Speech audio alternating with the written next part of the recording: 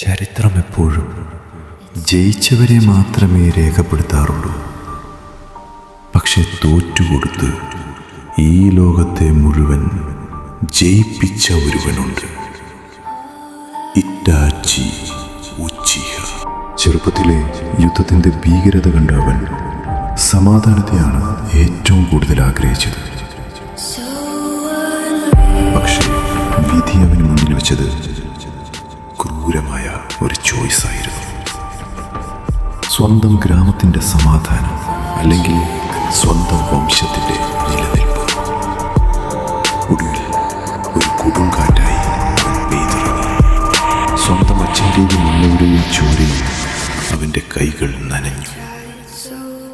ആ രാത്രി ലോകം കണ്ടത് ഒരു ക്രൂരനായ കൊലപാതകിയെയായിരുന്നു.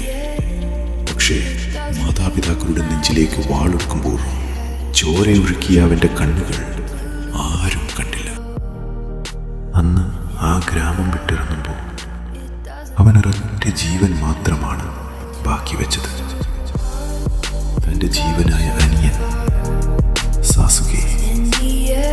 ഏട്ടനോടുള്ള വെറുപ്പ് മനസ്സിൽ വെച്ചുകൊണ്ട് അവൻ വളരട്ടെ എന്ന് ഇറ്റാച്ചി ആഗ്രഹിച്ചു. ആ വെറുപ്പ് അവനെ ശക്തനാക്കുമെന്ന് അവൻ അറിയാമായിരുന്നു. വില്ലന്റെ വേഷം കിട്ടുമ്പോഴും ഒരൊറ്റ നിമിഷം പോലും അവൻ സാസുകയെ മറന്നിരുന്നില്ല. ലോകം മുഴുവൻ അവനെ വെറുത്തപ്പോഴും ആ വെറുപ്പുകളെയെല്ലാം പുഞ്ചിരിയോട് നേരിടാൻ അവന് കഴിഞ്ഞത് ആ സ്നേഹമൊന്നു മാത്രം കൊണ്ടാണ്.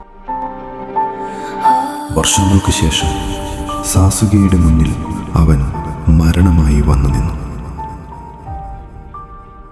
ഒരു യുദ്ധം, പക്ഷേ അത് ജയിക്കാനായിരുന്നില്ല. അനിയൻ്റെ കൈകളാൽ തോറ്റുകൊടുക്കാൻ വേണ്ടിയായിരുന്നു.